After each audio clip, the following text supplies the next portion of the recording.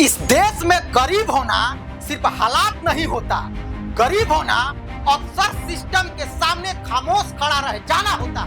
इस देश में गरीब होना मतलब हर दरवाजे पर हाथ जोड़कर खड़ा होना और हर बार खाली हाथ लौट आना।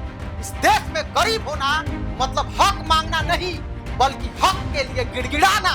इस देश में गरीब होना मतलब हर मंगलवार अपनी दिहाड़ी छोड़कर इंसाफ की लाइन में लग जाना और हर बार सिर्फ तारीख लेकर लौट आना। इस देश में गरीब होना मतलब माँ की पेंशन के लिए कलेक्टर ऑफिस के चक्कर काटना और जवाब में सिस्टम की खामोशी पाना।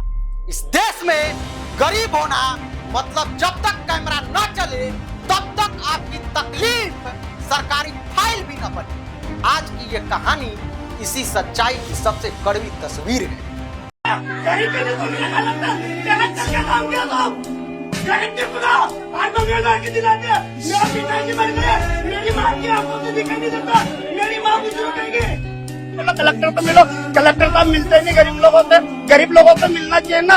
हमारी माता राम और हम आगे परेशान हो रहे हैं, आना चाहिए ना, मिलना चाहिए ना।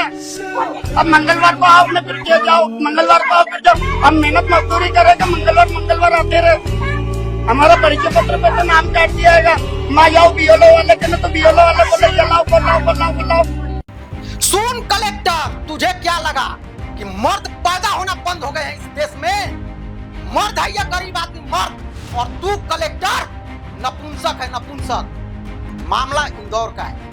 कलेक्टर ऑफिस में एक माँ और बेटा पहुंचे, न किसी पहचान के साथ न किसी सिफारिश के साथ, सिर्फ अपनी फरियाद लेकर। इस माँ की विधवा पेंशन करीब 1 साल से बंद थी। हर मंगलवार बेटा अपनी मजदूरी छोड़कर जन सुनवाई में आता रहा।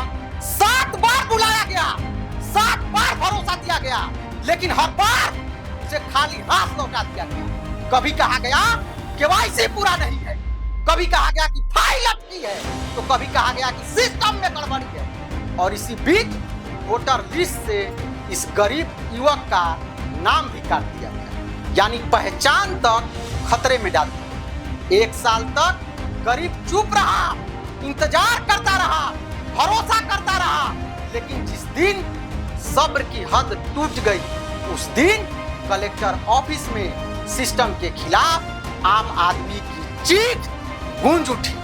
मां रोकती रही और बेटा पूछता रहा कि अगर गरीब की सुनवाई नहीं होगी तो ये जन सुनवाई किस लिए?